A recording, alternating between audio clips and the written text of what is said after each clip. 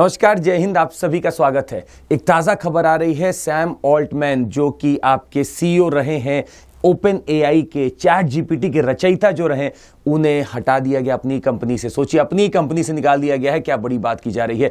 और हमने ये प्रश्न डाल के पूछा चैट जीपीटी पे, आप भी पूछिएगा अभी और उसमें जो जवाब हमें मिला, हमने पूछा उनसे सैम ऑल्टमैन को हटा दिया गया, बताइए क्यों। तो चैट जीपीटी का रिप्लाई आता है, I am sorry but as of my last knowledge update in January 2022 I don't have any information of him being fired. और उनके बारे में अच्छी अच्छी चीजें लिख रहा है। खैर, ये मेरा पुराना वर्जन था, इसलिए पुरानी चीजें दिखा रहा है। हमने जब नए वर्जन में इसको ट्राई करने की कोशिश की, जो नया वर्जन आ रखा है वो पेड वर्जन है, उसमें अब लिख के आने लगा है कि हाँ, इनको हटा दिया गया है और सारे रीजंस लिख के आने लगे। अच्छा खासा लंबा चौड़ा रीजन है। जो इंसान चैट जीपीटी बना रहा है, चैट जीपीटी उसी का जवाब दे रहा है कि क्यों हटाए गए। इससे टेक्नोलॉजिकल वर्ल्ड में तो दुख और दुविधा फैल ही रहा है, पर इससे एक और नई कहानी भी जुड़ रही है। आइए चर्चा करते हैं। क्या पूरे ही लगभग अखबारों में अगर आप देखेंगे इस समय, तो फैला हुआ है कि ये बहुत सारे रीजंस रहे इनको हटाने के और बोर्ड को इनका एटीट्यूड और बिहेवियर पसंद नहीं आ रहा था। खैर, बोर्ड में भी वही मेंबर्स थे जो यहाँ पे आपको दिख रहे हैं, कुछ इन्वेस्टर्स भी वहाँ बैठे हुए थे।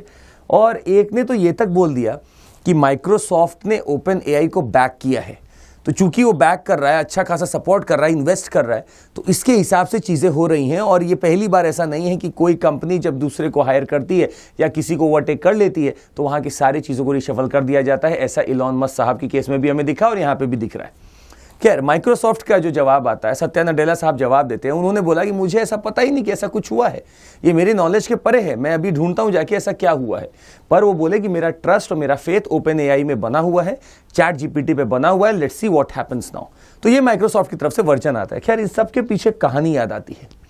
1985 के दौर में आपको लेके चलते हैं। इस इंसान से वाकिफ आप सभी हैं, स्टीव जॉब्स साहब। ये ढूंढते हैं कंपनी जो आज अपने शिखर पे है।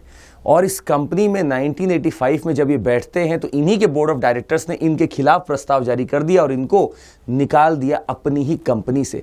वही हादसा जिनके साथ हुआ है, जो इनके साथ ऑलरेडी हो चुका था। जब स्टीव जॉब्स को निकाला जाता है, ढूंढते हैं अपनी नई कंपनी बनाते हैं नेक्स्ट कंप्यूटर के नाम से, और वापस से एप्पल इस कंपनी को ओवरटेक करेगी और ये सीईओ बन के वापस आएंगे। लोगों को आज एक डेजावू होता हुआ फिर से दिखा कि आपने आज जिसको निकाला है, वही वापस इतिहास दोहरा रहा है। That you are removing someone who has done everything, who has done every language thing of this OpenAI ChatGPT. आप इसको आज निकाल तो रहे हो, पर कल को शायद यही वापस से आ सकता है चीज़ों को लेकर। तो शायद ये कहानी वापस से स्टीव जॉब्स की तरफ लेके जा रही है। Is it the beginning of Steve jobs 2.0? बहुत सारे ट्वीट्स अक्रॉस हमें मिले जिसमें अलग अलग चीज़ें दिखाई गई थी। हम आपके सामने कुछ एक दो पढ़ना भी चाहेंगे। कुछ चीज़ों में साफ साफ लिखा हुआ था, former Google CEO Eric Schmidt on X described Altman as a hero who had changed our collective world forever.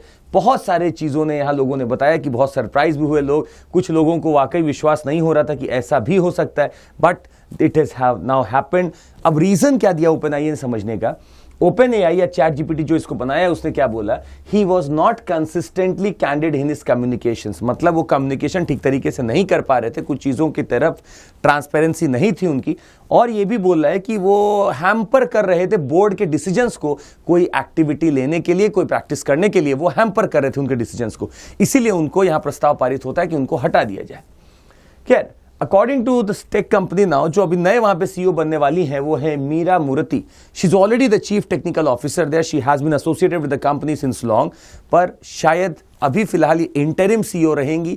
धीरे धीरे एक पैनल बनेगा और एक ठीक लंबे समय का सीईओ वो ढूंढने की कोशिश करेगा। फिलहाल हमारा जो मुद्दा है उसको समझने की कोशिश करते हैं। आइए, अब जो चैट जीपीटी या ओपन एआई है, हमारे पास एआई टेक्नोलॉजीज बहुत प्रकार की हो सकती है। ओपन एआई से, या फिर अगर सिर्फ एआई की बात की जाए तो हम लोग रीजनरेटिव आर्टिफिशियल इंटेलिजेंस भी कर सकते हैं, जनरेटिव भी कर सकते हैं, रिफ्लेक्टिव भी कर सकते हैं। बहुत सारे हमारे पास एआई के आयाम हैं। जब हम कोई चीज़ को नई तरीके से जनरेट करते हैं, मान लीजिए इमेजेस, नई वीडियोस बनती है, सब बहुत कुछ बनता है। इसका इस्तेमाल सही चीज़ों में भी किया जाता है और कई बार गलत चीज़ों में भी होता है, जो डीप फेक के नाम से जाना जाता है। ओपन एआई या फिर एक ऐसा प्लेटफॉर्म हम किसी को दे देते हैं जहां पे वो चाहे अपने कुछ भी क्वेश्चन को पूछे और पूरे एल्गोरिथम्स को रन करा के सारा डेटा प्रोसेस करके एक जवाब उसको दिया जाता है। हालांकि कई बार ये जवाब गलत भी होते हैं और एक एक्सपीरियंस पे बेस्ड होते हैं जो ऑलरेडी हो रखा हो। इनमें कोई इमोशंस तो होता नहीं है, तो वो आपका जो पूछने का प्रश्न का सवाल का मुद्दा था वो कभी ये जवाब नहीं दे पाएंगे। पर इसका यूज हमें बहुत सेक्टर के अक्रॉस मिला। पहला जो यूज हमें मिलता है वो मिलता है हेल्थ सेक्टर के अक्रॉस। अगर मेरा एआई यूज हो रहा है तो हेल्थ सेक्टर में पक्का डायग्नोसिस अच्छे से होने की संभावना है। डायग्नोसिस के आयाम बहुत बड़े खुल जाते हैं। बहुत सारे प्रोविजंस के तहत आप ढूंढ सकते हैं क्या बीमारी है और इस बीमारी के लिए क्या मैं यूज कर सकता हूं, मेडिसिन कहां पे क्या प्रिस्क्राइब्ड है।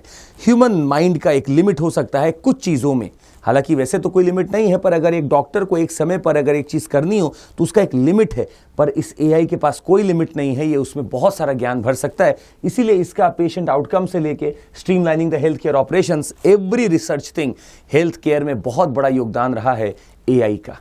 इसके साथ ही आपको बता दें, बड़ी बड़ी कंपनियां जो हैं वो एआई को यूज करके डेटा ऑपरेशंस को ऑप्टिमाइज करती हैं और कोशिश करती हैं उनके प्रोसेसेस स्मूथ हो जाएं। There is a routine that works everywhere और ये शायद एक स्मूथ फंक्शन के लिए वर्क करती हैं। तीसरा आपको बता दें कि एजुकेशन में बहुत बड़ा रोल प्ले करती है AI. New alternatives for learning channels, new alternatives learning outcomes और कैसे लर्निंग को बनाना है और अच्छा, ये एआई से सीखा जा सकता है। इसके साथ ही आपको बता दें, we have got this legal research thing. कई बार क्राइम को पकड़ने के लिए, क्रिमिनल्स को पकड़ने के लिए या फिर लीगल स्टेटस को अच्छा करने के लिए भी एआई ने बहुत सारे सुझाव दे रखे हैं। आज हमारी जुडिशरी भी दो नए सिस्टम पे वर्क करती है जो कि एआई से कहीं ना कहीं रिलेटेड है। और साथ ही मैं आपको बता दें, सिक्योरिटी के लिए तो बहुत कारगर एआई, प्रिडिक्टिव सिक्योरिटी टूल्स के लिए बहुत ज्यादा कारगर है। तो एआई के मुझे कुछ आयाम दिखते हैं जो बहुत इस्तेमाल हो सकते हैं अच्छे तरीके के लिए। पर अगर इसका गलत इस्तेमाल हुआ तो डीप फेक जैसे प्रॉब्लम सामने आती है या फिर झूठी चीजें ऐसी सामने आती हैं जो लगेंगी आपको वास्तविकता से बिल्कुल एकदम साथ में खड़ी है, वास्तविकता के पैरेलल, पर उससे पूरी तरीके से भिन्न हो सकती हैं, अलग हो सकती हैं। तो एआई का नुकसान गहरा हो सकता है अगर उसको कंट्रोल नहीं किया गया तो। अगर आज एक सीईओ को फायर किया जाता है एक ऐसे एआई के प्लेटफॉर्म से, तो स्वाभाविक सी बात है कि एआई के फील्ड में फिर से एक हलचल आएगी और एआई अब शायद हो सकता है अगला पड़ाव लेगा और बेहतर की तरफ जा सकता है। पर इस सब में एक जिम्मेदारी बनती है। This people have to think that AI must not become the humans of tomorrow और the super humans of tomorrow. They must be only in the limit, a regulated entity only that I can see AI into. इस मुद्दे के पीछे एक ethics भी हमें नजर आता है। एथिक्स की थोड़ी अगर आप बात कर लें, पिछले बहुत सालों से आप देख रहे होंगे या महीनों से आप देख रहे होंगे कि बहुत सारी बड़ी बड़ी कंपनियां हैं जो लोगों को फायर कर देती हैं। इसके पीछे इन्वेस्टर और जो लोग हैं उनका एथिक्स का अगर हम बैलेंस करने की कोशिश करें तो झुकाव हमेशा उसकी तरफ होना चाहिए जहां पे लॉस ज्यादा हो रहा होगा। इन्वेस्टर हो सकता है एक आध साल का लॉस झेल सकते हैं, पर जिन लोगों को निकाला जा रहा हो सकता है वो लॉस ना झेल पाए। पर यहाँ का एथिक्स ये है कि जब ऐसे सीईओ को बोलकर कि आपका स्ट्रीमलाइन नहीं हो पा रहा, मेरे साथ कोऑर्डिनेशन, आपका बिहेवियर अच्छा नहीं हो पा रहा बोल के निकाला जाता है, तो उस पूरी कंपनी की एथिक्स भी दिखती है। इसीलिए शायद एथिक्स के दौरान हमें देख लेना चाहिए, there are some professional ethics that have to prevail there, और उसको देखने के साथ ही शायद हम बता सकते हैं कि कौन कंपनी बढ़िया कर सकती है और कौन बढ़िया नहीं कर सकती। तो प्रोफेशनल एथिक्स को अच्छा रखना ही पड़ेगा अगर ग्रो करना है किसी भी कंपनी को। तो आज बड़ी बड़ी कंपनियां जितनी हैं सबके प्रोफेशनल एथिक्स बहुत स्ट्रांग होते हैं। इन सब को देखते हुए एक बात समझ में आती है, स्टीव जॉब्स का हो सकता है जन्म फिर से हो जाए एक नए फॉर्मेट में, और इस बार जो एआई आएगा वो अलग लेवल का आएगा। तो जिम्मेदारी हम सब की है कि कैसे इसको हमें आगे लेकर चलना है। आपको बता दें हमारे साथ बहुत सारे कोर्सेज ऑलरेडी चल रहे हैं, आपको जुड़ना है हमारे साथ। CMC कोड का इस्तेमाल करके आप कभी भी जुड़ सकते हैं। All such lectures you can get on your tab, on your app, everywhere. और हमारा स्कॉलरशिप टेस्ट हो रहा है, इसको जरूर दे दीजिएगा। 26 नवंबर को 11 बजे है। आपको टेस्ट देना है बस आके, और बहुत कुछ आप जीत सकते हैं। आपका नॉलेज का टेस्ट होगा, रैंक भी आपको मिलेगी। साथ ही में हमारे बैचेस हैं जो लॉन्च हो चुके हैं, PSR एंथ्रो मैथ्स, आप इसको भी देख सकते हैं, ले सकते हैं। और हमारे पास EMI फैसिलिटी अवेलेबल है जिसका पूरा लाभ उठा सकते हैं। बहुत बहुत धन्यवाद इसको सुनने के लिए। जरूर लाइक, सब्सक्राइब और शेयर करिएगा। जय हिंद।